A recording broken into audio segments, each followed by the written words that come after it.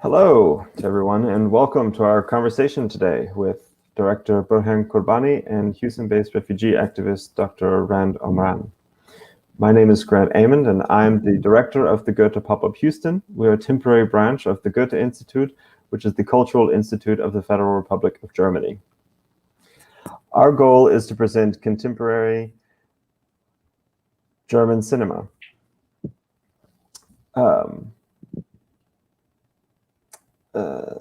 Today's event is in partnership with the Houston Cinema Arts Society and Museum of Fine Arts Houston Virtual Cinema, and is part of a longer series of selections from KINO Germany Now 2021 Discover New Talent, which is presented by the German Film Office, an initiative of the Goethe-Institut and German Films. Today's conversation centers around Qurbani's award-winning adaptation of the novel Berlin Alexanderplatz, which reimagines the petty criminal Franz Bieberkopf as an immigrant from Guinea-Bissau. His film was awarded the Silver Bear at the 2019 Berlinale Film Festival, as well as 5 German Film Awards. The film is currently streaming until April 29th, and tickets are available on sale for $10 with a $2 discount for members of the Houston Cinema Arts Society and Museum of Fine Arts Houston film buffs. So I will now hand it over to Michael from the Houston Cinema Arts Society, who will introduce our guests today. Thank you very much, Michael. Thank you so much, Grant. Really appreciate that. My name is Michael Robinson. I am the Associate Creative Director at Houston Cinema Arts Society. We are really happy to partner with both the Goethe Pop Up Houston and MFH's virtual cinemas to present this. This is the first in a series of 4 films for the KINO Germany Now series. We'll also be screening Exile and I Was, I Am, I Will Be through the MFH's virtual platform beginning May 7th, as well as Gypsy Queen on, I believe, May 21st. We have 2 incredible guests with us here today.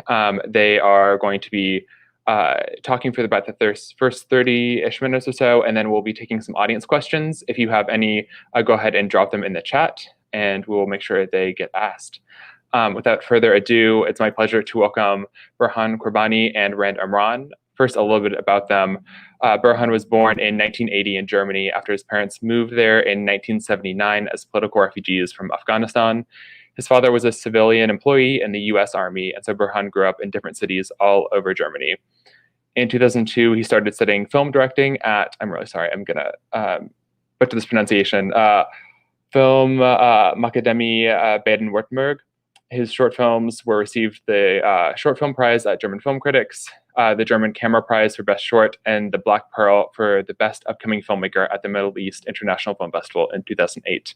His graduate film, Shahada, premiered in competition at the 60th Berlinale in 2010 and was critically acclaimed and awarded at many festivals around the world. His second feature, We Are Young, We Are Strong, opened the competition at Rome International Film Festival and Hof International Film Festival and received multiple awards and across the globe. That is also currently streaming on Netflix for anyone who has that platform. Rand Omran is an academic advisor and instructor at Houston Community College. She was previously working as a cultural orientation instructor at YMCA International Services and has been serving refugees since 2009. In 1997, Rand earned her Master's of Political Science, and in 2007, she earned her PhD of Philosophy in Political Science, both from the University of Baghdad. From 1999 to 2007, Rand worked at the International Studies Center, University of Baghdad, as a researcher. In 2007, Rand fled from Baghdad to Jordan with her family. She then came to Houston as a refugee in 2008. Initially, Rand worked in the resettlement department, providing resettlement, employment, and social services. In 2015, she co-founded PEACE, which stands for Promoting Eastern Artisan Collaborative Effort.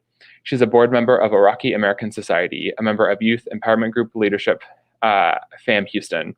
She enjoys working with people from different cultures and backgrounds and using her training, skills, and personal experiences as a refugee to improve the lives of others. It's now my pleasure to welcome Dr. Rand Omran and Director Burhan Qurbani.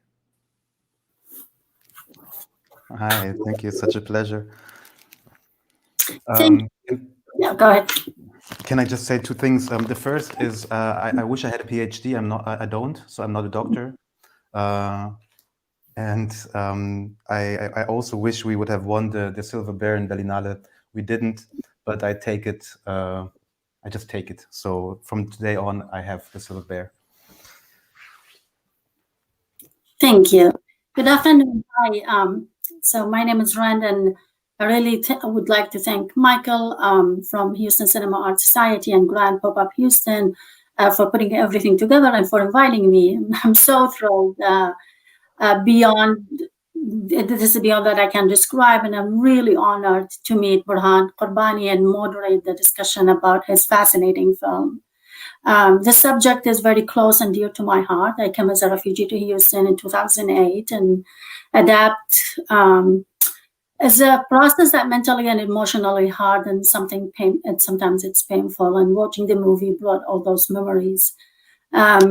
I was really fascinated, touched, but also perplexed by his movie, and the film is really intriguing, and I'm sure Burhan has a compelling story to tell. One of the questions that come across my head when I was watching the film is Burhan, what sparked your interest in adapting a classical novel, and why was the time to readapt the book into another feature? Also, I wonder, the majority of recent wave of immigrant refugee, especially to Germany, are Syrian, but I was curious to know why the lead character was from Africa. Thank you for your kind words. The first question, or to answer the first question, is I grew up with a novel. I read it the first time in high school. I did my final thesis in high school on that subject, and I completely failed. I didn't get the novel. I didn't understand the subject matter, and it was a catastrophe. So my parents, as I guess many refugee parents, had wished for me to study medicine, but my grades were just not good enough after the disaster. And so I ended up studying film. And I carried this novel around with me, but I only picked it up again when I moved to Berlin like 15 years ago. And only then I realized that I actually really appreciate this piece of literature, and that it has so much to give me, and that it's so rich in all its in its language, in its structure, in the way how it's built, and yeah, as a piece of literature itself. The question about why not use the Syrian community and instead to use like a member of the African community was, the thing is that I live next to the park that is the center of the film, where which is a very bourgeois park. You have mostly young or like bourgeois white people going there. There's a open air cinema. There's a mini golf place. There's a lot of spaces for kids to play. But there's also this community of mostly Black men who are dealing with drugs. And I hated the idea that most people who visit that park, that they have this equal sign in their head: black equals criminal, black equals drug dealer. And we use this, or we use this word Africa as if it was an homogenic place, as if it was a country or one homogenic culture. It is not. It is a continent, and it is there's so many different languages, cultures, and backgrounds, which makes it very hard for members of that refugee community in Germany to find a voice and to talk in one voice. And I had the feeling that I mean, the majority of immigrants and refugees in Germany are, as you say, have an Arabic background, Turkish background, Afghan background. They're all connected by their belief, by Islam, and that helps them much better to find a voice that represents them, and to have a face that stands for them. And I thought that I found it unfair that there was not such a thing for the African community. And at a certain point, like spending a lot of time in this park, I realized I want to tell a story and I want to give them a voice, and I want to give these boys a face and a narrative background. And somehow the novel and this community kind of like I found parallels, and I realized that I can use this novel that I've been carrying around with me since I was a teenager, and use it to tell a story of one of these men. Thank you. So the film was very rich in cinematic effects, and one of the effects that it's struck me and I paused when I saw that effect is using the upside down creative segment when Ada and Francis were drowning, but also you use that same effect at the end when there is kind of like a indirect conversation between Francis and Reinhold. So my question is, what do you want to rely upon using this upside down visual or effect? So the film begins in the water. We see two people who obviously jumped off a boat, or they got lost in the ocean, and the picture is first it's black, then one of the people fires a flare, and then the picture opens up in red, but it's, as you say, upside down. When we were shooting it, when we were shooting this scene, we never thought about using this upside down effect, and we realized it's strong.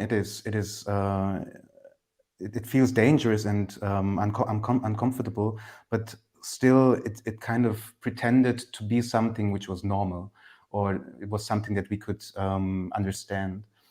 And we thought and we felt by turning the picture upside down, it became this thing that we cannot imagine as people who have never been fleeing, who never been in the danger of their life in water or in the ocean. So for us, it was a way to make the thing which we cannot understand to turn it into a picture or into an image, which is the world is up. This is literally upside down. And as you know, the film is basically narrated by a character. Spoiler alert: a character that dies in the end. But this character, this character in telling the story is already dead, and we thought it being like maybe not an angel, but somebody from high above telling the story. So we have a lot of images where we have top shots. So we look from the heavens down to earth, and look at our main character and how he tries to make his way through Berlin. Very fascinating. So, as I said before, the film was really rich about when it comes to use symbolics, effects, and the film can be an excellent work when it comes to the cinematic technique, visual, sound, effect. Were you worried about the possibility of this element could be overwhelming to the viewers? I think that every time you use a subject like refugees, or what it means to live in a society that that is structurally discriminating a minority, it's always dangerous. And thank to God, there are a couple of films out there that tell these stories that are important and that have to be told. But as every filmmaker, I try to find my own language, my own approach towards the formal execution of the film. And for me, it was important to tell the story in my language, with the aesthetics that I thought suitable for the film. And also, I feel that film can be also used to emotionally shake people, especially if, I mean, we shot the film for cinema, not for the streamers. We shot it to be watched in a closed room where you're completely engaged into the experience. So we try to make the experience of watching the film in sound and in pictures as lively and as vivid as possible. So yes, for sure, there's the danger of this happening. But on the other hand, I think that this is the power of cinema. We can actually, you have to close your phone. You cannot read your emails. You cannot cook or do anything else. You have to be there.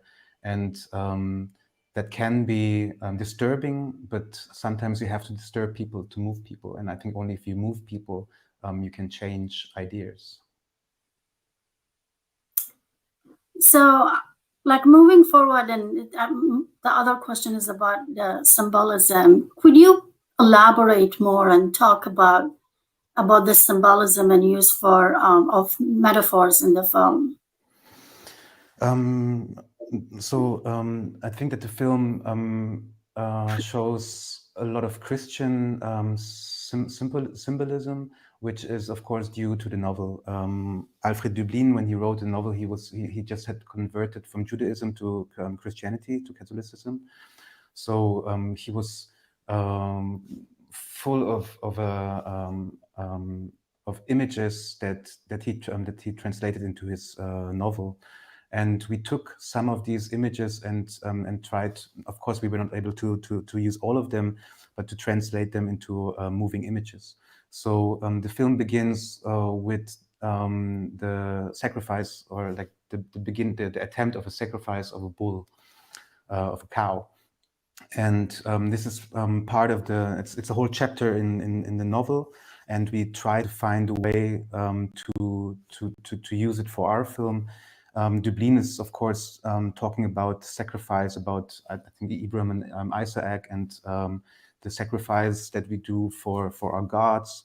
We play with the pietà, with Christian symbolisms like symbols like the cross, and I think that's very much what Döblin gave us with his novel. Yeah. So one of the part of the film that stood up for me, Francis, was standing on the pedestal, kind of imitate Reynold, and he was speaking about his dream, like a German dream. And I was wonder why did you choose the path of drug to achieve a German dream? I grew up with American cinema, and I think especially like the new cinema of the 70s and 80s, films like the movies from Coppola, Scorsese, Brian De Palma, where they use their own immigrant background to tell stories about the immigrant community. So they used the gangster movie genre to tell stories about their society at that time. So The Godfather is a film about gangsters, but it's also a film about the Italian community in that time. Scarface is a film about gangsters and about drug dealers, but it's also a story about Cuban refugees and how they, being systematically discriminated, don't having the chance to have a legal life, choose the illegal life. And I always found it intriguing and smart how American filmmakers use the genre to tell something about their society. And so I also chose this genre of the gangster movie and of this community of drug dealers to tell a bit more about our society in Germany right now. And the scene that you're referring to is it basically appears twice in the film. So in the beginning, my main character, he's in this refugee camp or refugee shelter. And there's this German guy who comes there and says, if you want to have a better life, if you want to earn a bit more money, if you want to have like more agency in your life, join me and deal drugs. And later in the film, he convinces Francis to work with him, and he does the same speech. But because he's not this white German guy, they don't take him seriously. So he puts it down to his language. So he starts on a pedestal, people are laughing at him, they don't take him seriously. He steps down the pedestal, he goes on eyesight to the other refugees, and he tells his story. And he starts with, you know why we are here. I hate when they call me refugee. Don't call me refugee, call me immigrant, call me new arrival, don't call me refugee. Don't put this label on me. And I stole that line from Hannah Arendt, who was a German Jewish refugee in the times of Nazism, and that were her words when she arrived in the U.S. That she felt that she was labeled as a refugee when she only felt herself as a new arrival, as somebody who lost her life in Germany, who lost her dignity and who tried to regain it. And I thought that it was very intriguing for me to use this quote from Hannah Arendt. And also at the same time, I used a bit of the beginning of the Godfather movies, where you have Buonasera, a minor character, but he has the first words in the film. And he says, I love America. I became rich in America. This is my new home. And the third reference that I used for the speech of Francis is I was in the US when I was writing the script, and I was at the JFK airport in New York, and I was sitting there, and then suddenly there was this news item that Muhammad Ali had died, and I frantically started to read up on Muhammad Ali. I watched all the video clips I could find, and I used some of his language and his swag to also wove it into this speech. And the climax of the speech is after he starts to talk about him being a refugee, him being not heard, him not having a voice. He says, but now it's different. I arrived. I am Germany. I am the German dream. I drive a German car. I have a German girlfriend. I have a house. I even have a German name. And so it's a kind of mixture of different. It's a remix of different ideas that I used in that scene. So I just want to go back to what you have said about just borrowing that idea from The Godfather and speaking about dark aspect of certain society. So a great deal of the movie was about the dark side of German society. And when I saw the movie, I said, well, was the film trying to this dissect the Western culture from the perspective of immigrant and the paradoxical upside down like approach? And I'm curious to know, were you under the pressure or that you've been worried about the backlash from German society, especially like the general mood is against immigrant?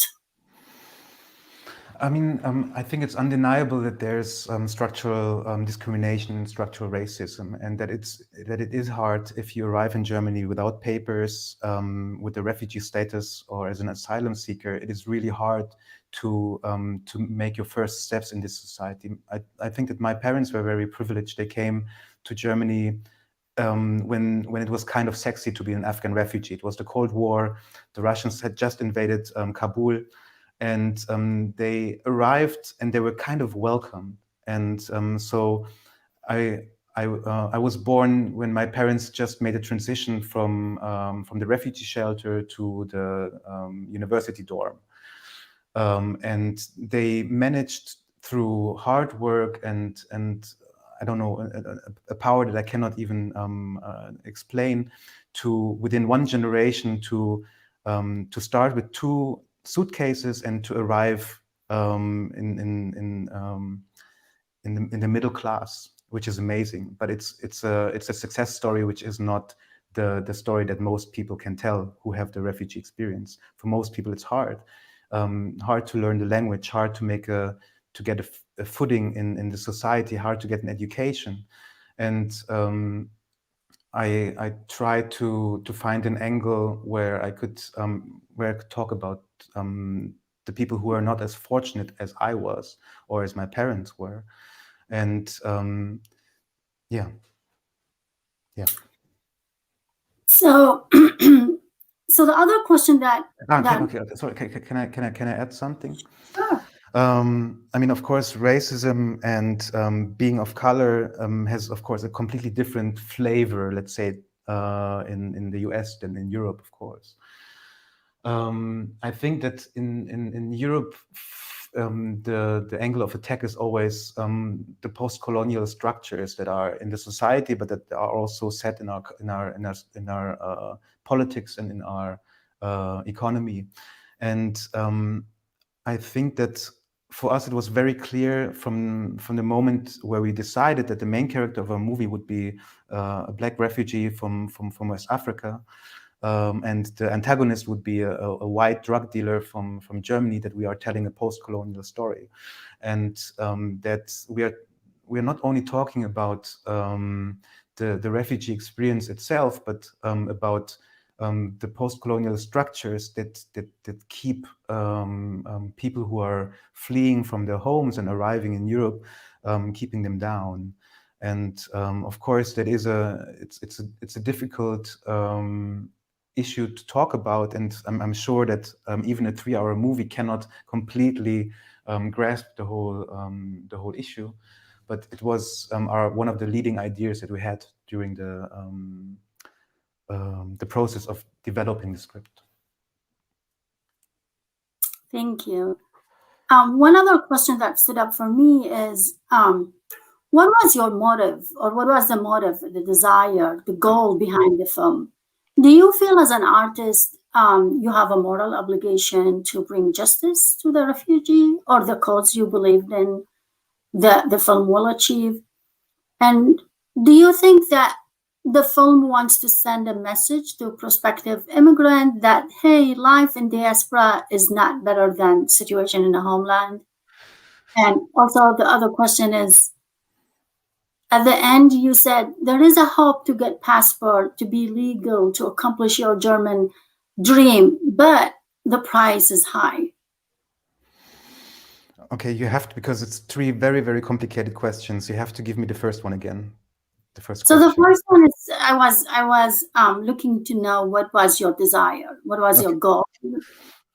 I mean, the thing is that I have a very small oeuvre. I only made 3 feature movies, but what I can tell you about them, the first one was about the Muslim community in Berlin and what it means to be caught between having the Muslim belief on the one hand and living in the Western world, and all the contradictions that come with that, which is part. I was raised a Muslim. I define myself as a Muslim. I'm not a good Muslim, but I try my best, seriously. My second film is about the time just after the reunification of Germany, and about a group of young German neo-Nazis and how they attack a refugee shelter. And here again, I work with the idea of the refugee. So what I think that the stories are that I'm telling is it's always about strangers in a strange land, and what it means to feel like an alien when you are not when you're born in a different country, or when you grow up in a different country, or when you find yourself in a different country. And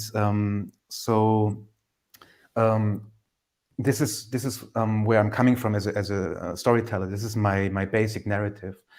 Of course, what I see as somebody whose movies are all funded by state money, I feel that I have a responsibility to be as critical and as harsh towards the circumstances in the country that I live in, because that is the idea of the funding. That's the idea of democratic discourse.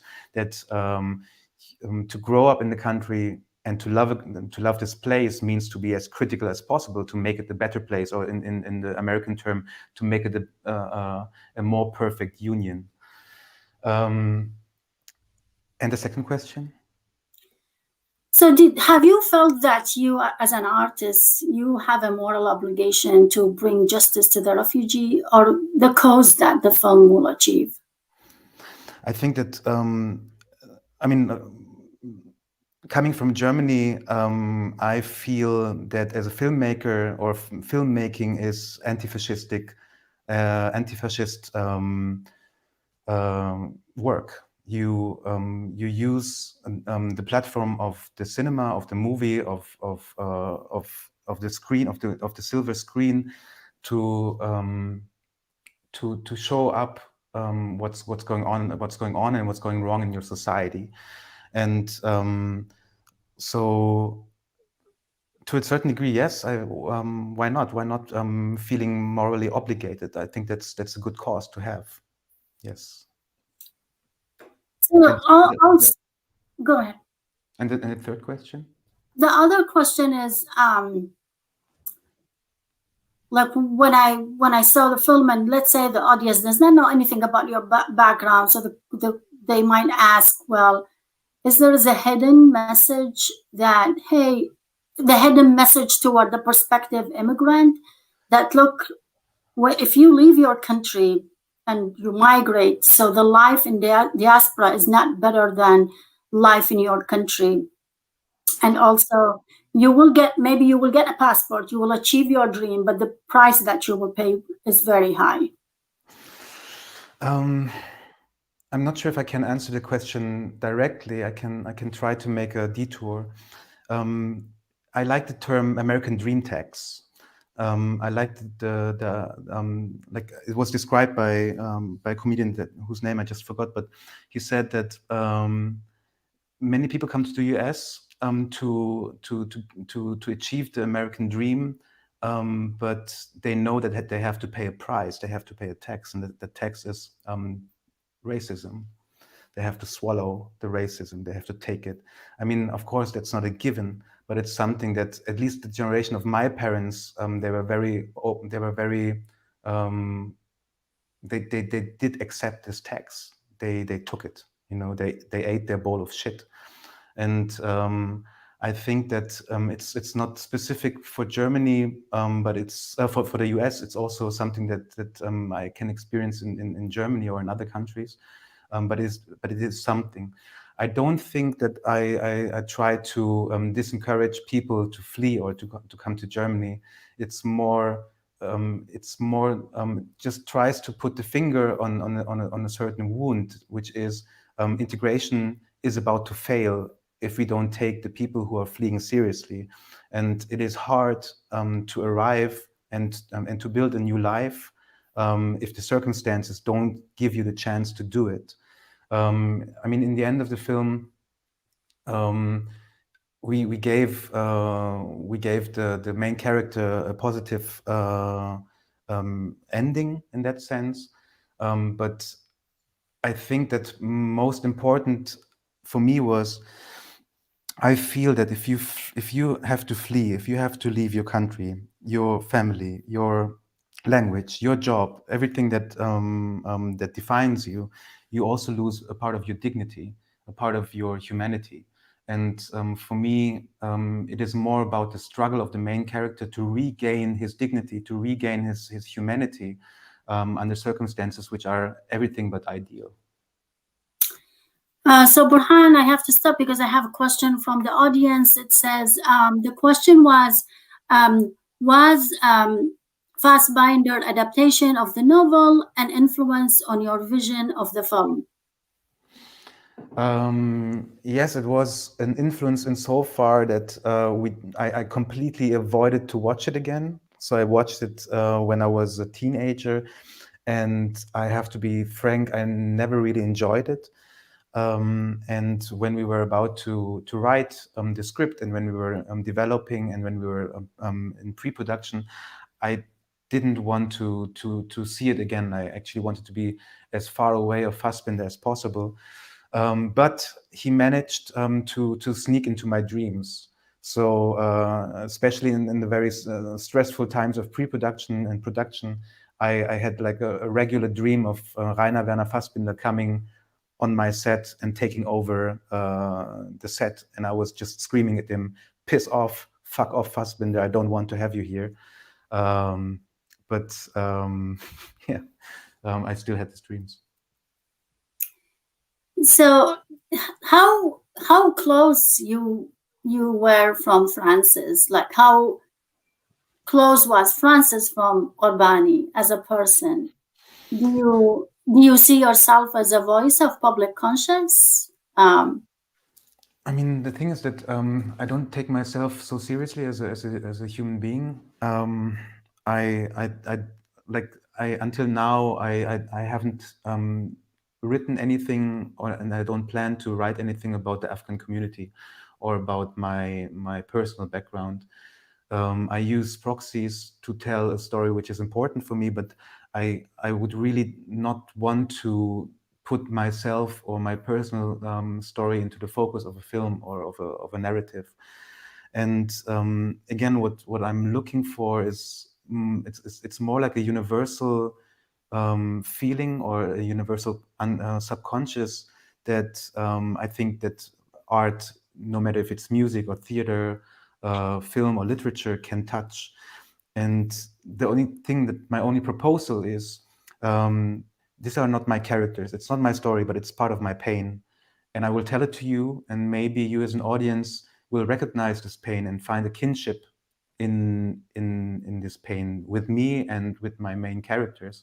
And the next time you see somebody, for example, from the community of African refugees, you will look at them differently and maybe have a different understanding than before. So the next question is a kind of type of broad question, is about, what do you think that the film industry tackled the refugee crisis somehow, like, fairly, and if not, why? And if yes, how was your film is different, and what is unique about the vision that you presented in your film? I mean, I think that especially like what we call art house movies or indie movies in Europe, they really used that issue of the what we call the refugee crisis in Europe to tell stories about the journeys that many people had to take from where they came from and when they arrived in Europe. I think that there cannot ever be enough stories and films about these journeys. And there's this, I had a conversation with a friend once, and he's this brilliant German-Turkish actor, and he has this very child-kind, not naive, but child-kind way to ask questions. And he asked, Burhan, if a human being has 6 liters of blood, that's like around 2 gallons, I think, right? Or 1.5 gallons of blood. How many people have to die in the Mediterranean Sea until the sea turns red? And it's such an innocent question, and it's so dark, and it's so painful to think about what people try to do to get to a better life from the life they had before. And I don't know if there's ever enough stories that can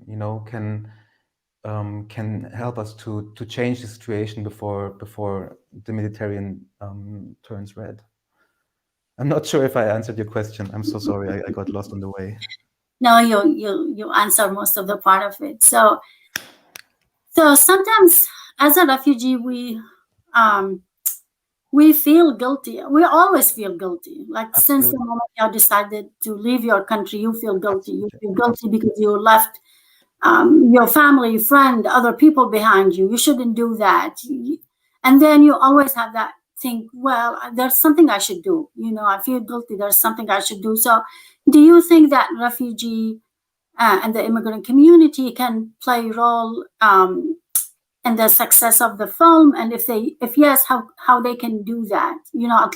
Maybe this is the least that they can do to the refugee cause? I mean, I think that films are not solutions. I think in the best case, films ask difficult and dangerous questions, and they leave the audience with dangerous and difficult questions. I think that what is happening right now, not only in the US, but also in Europe, is that minorities are feeling more and more encouraged to make movies and to tell their stories. And I think in that sense, the more people who have this very painful but also unique experience when they participate in cinema or in the media culture, they can really help to change something. I'm not sure if this film in particular can do something or can help something, but I hope that it raises difficult questions and questions that will stay with us even after we left the cinema or after we finished the movie. I agree with you. Definitely, it raises a lot of questions. And that take me to the other question, which is, there is a scene, it's kind of at the end of the movie, where Francis was taking the role of Reinhold, and so, but he was not just imitating Reinhold. Instead, he was like strong, genuine. When he said, like you mentioned that at the beginning, I hate to be a refugee. Those kind of words, like I kind of feel that it is echoing in my head.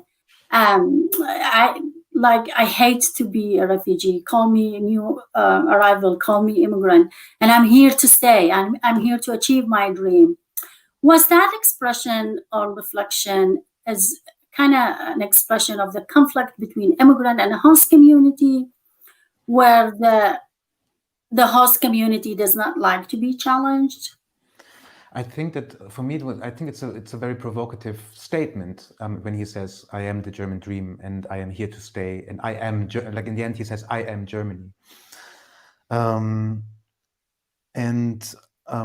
I wrote it also knowing that in Germany, but all around Europe, like right-wing forces got stronger and stronger, and that I had the chance to make a stand at that point and to make very clear that you know, like I was born in Germany, but my parents, they were not. They came to Germany when they were in their early 20s. They were kids, you know.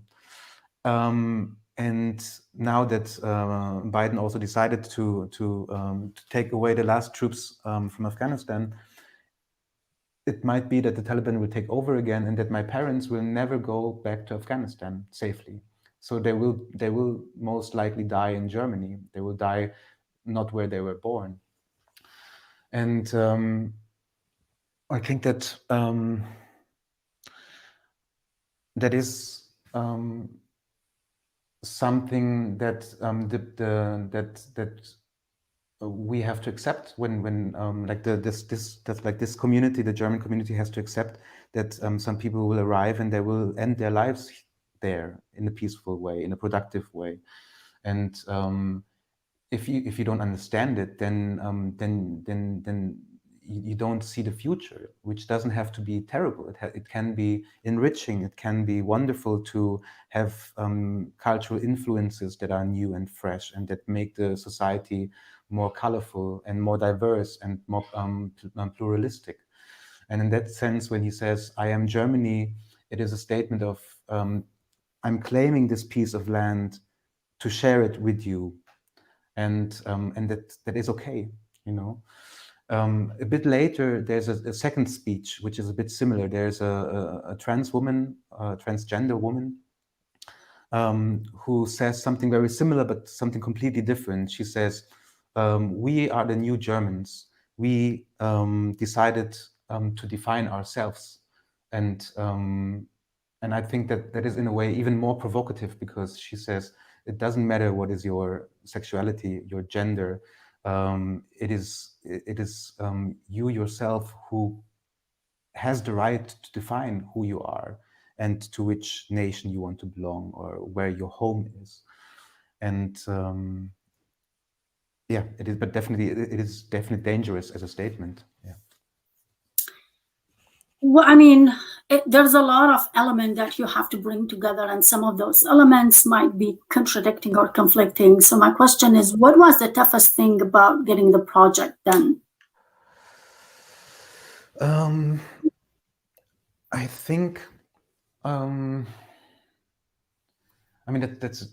there are so many, because I was working on the project for over 8 years, from the first idea till today, and there on the way there are so many obstacles. It starts technically, like you have to achieve the rights. You have to convince the I had to convince the son of Alfred Döblin to give us the possibility to use this book. Then we had 3 years of script development, which was very hard because you have this unique, beautiful, amazing piece of literature, and you have to basically completely deconstruct it and rebuild it again to make it your own and to bring it in our time. Then you have to finance it, and because in Germany most films are publicly funded, you are running from one funding to the other and try to get a bit of money here, a bit of money there, until you come to the point where you can shoot the film. A huge challenge was the casting, because we knew the main character, Francis / Franz, he has to carry the film on his shoulders. So we have to love this person. We have to be engaged into the actor, and this actor has to carry us through this story. And it took us almost 2 years to find Welket Bungé as an actor, and I think that he does a brilliant job. I think that he's mind-blowing, but we after 2 years of casting, we were desperate. We thought that we might never find this one person who could deliver this work. In the beginning, we thought that we would work with refugees. We really thought we would have the most authentic, most engaging experience as an audience if the actors were real refugees. But then we realized it's such a heavy and emotionally taunting process. Can we really ask somebody who had this experience to go through it again, not having the possibility to give him like a psychological support or something? And then we looked in Germany and we didn't find an actor. We went to France, to England, to Luxembourg, Netherlands, Belgium. We didn't find the actor. We went to Italy. We didn't find the actor. We even flew in an actor from South Africa. And then really just by chance, Welket, who is a Portuguese national, but who works in Brazil, had a movie, a Brazilian movie in Berlinale, and we watched it and we were like, we knew that we wanted to cast him. Yeah, and then came the casting process, the shooting process, which were 3 very, very beautiful, but also like hard weeks of shooting, and then 8 months of editing, which is like completely reimagining the film after so many years of work on it. So there were a lot of hardships in between, and a lot of desperation, and in the end a lot of happiness. And the great thing is I was working with my family, like with the people I've been working with for the last 15 years, which is a huge privilege to work with people that you rely on, and that rely on you, and that trust you. And I also became friends with my actors, which is also something which is wonderful, that you go on this journey, and you engage in a relationship which is different than any other relationship that I know, because it's between family, and between fighting, between like every actor wants to keep their voice and wants to fulfill their own idea of what they want to do. And I try to give them agency on the one hand. On the other hand, in the end of the day, I am the boss, and I have to make decisions, and some of these decisions are hard. And we had a great time, but there were also tensions, and there were also moments of clashing. I'm sure all the hardship and tension pays off at the end, and you are so proud of your piece of art. I mean, this conversation is interesting, and I would like to go with you like maybe hours, and I have so many questions to ask, but we have to wrap up. So I have the one last question for you. As you kind of portrayed Francis as an immortal in your film, you know, he did not drown, like he was thrown from the car, but he was not killed. So my question is that film a call for international society that, hey, refugee crisis will not go away? Thus, you have to face it and find an effective way to tackle it. Is Reinhold a symbol of Western government who wants to destroy Francis like a refugee, strong, determined, and mortal? That's an amazing question. I'm not sure if I'm philosopher enough to answer it in a satisfying way. I love the idea that you're just bringing up of Francis being immortal. To be very honest, I'm not sure if he even survives the first minute of the movie. I also imagine that maybe the whole film is basically the dream of a dying man, or a dream of somebody who's already dead. So we start the film in water, we end it with the image of water. So for me, there's always an ambiguity between this person maybe actually having lived this story, or maybe he only dreamed the story and it didn't take place at all. Reinhold represents for me, I think, yeah, this post-colonial idea of, or let's say it like this, I see the relationship between these two men. It's an extremely toxic relationship. I see it as an image of the imbalance of power between white and black, between first world and third world, between up and down, between the power that the Western or the white world has, and the position that I also as a member of this Western world, that we put people who come here in. And I'm sure I didn't find a solution for this in this movie. I think that I have to make a couple more movies before I can actually like find an answer to your question. But what we didn't want to do was to make a refugee film. It was much more to make a film about structures that make people flee. And I mean, it's not only the borders of Europe, it's also the American border. Like, I think it's right now, it's like every day there's 500 kids from Latin American countries arriving, and we don't know what to do. We don't have any solution. And I don't think that the solution is at the border. I think that the solution for the crisis starts in the home places. It starts with war, it starts with economical imbalance, and the indifference of the people who have towards the people who don't. And again, like right now, there's not a lot of Western military power in Afghanistan anymore, but we are about to abandon this country. And it will not take long till again we have Taliban stoning women in football stadiums, and it will not take long till the misery starts again, like it has for the last 40 something years in Afghanistan, and it's the same in other countries. It's not a unique problem, but if we try to solve the problem on the border by building walls or higher fences or making it as hard as possible for people to arrive, we don't do us a favor. We don't solve the problem at all. I don't think so. Well, unfortunately, the conversation come to the end.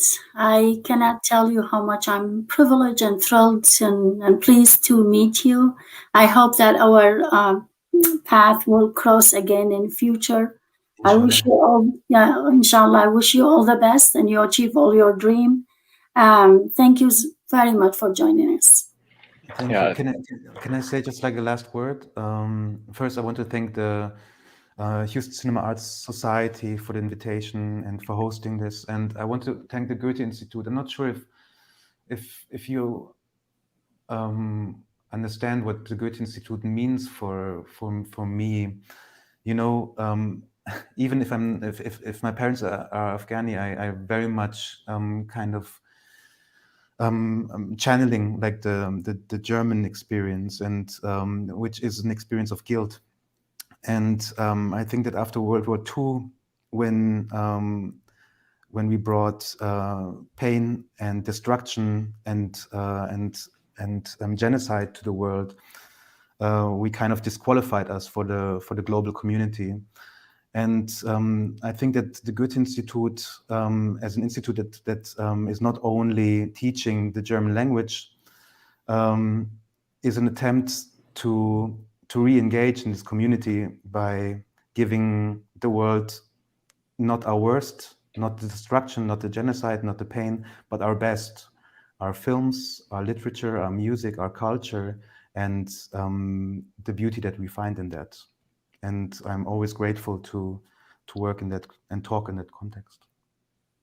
Oh, thank you all so much. I mean, this is just so incredible. I mean, watching the film was one thing, and really understanding and unpacking it, but really this conversation and being able to talk through not only representation of refugee communities, but this not as this isolated incident, but understanding this film in a much broader ecosystem that it's only touching, you know, a small sliver of, is really wonderful. I mean, thank you both. This is just absolutely phenomenal.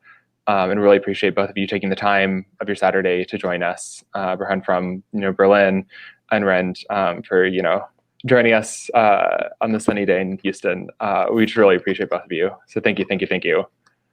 I just want to absolutely close out with, you know, the film, if you have not seen it, is still streaming. So please check it out. Please, you know, support Burhan's vision. It's streaming until Thursday. It's part of a larger series that we have more information on our website, cinemahtx.org, and also in partnership with the MFH Films, with the MFH Virtual Cinema, as well as the Goethe-Institut. So thank you all so much again for joining us, and just really enjoyed this past talk. So thank you, and everyone have a great rest of your afternoon. It was a privilege. Absolutely. Rand, shukran.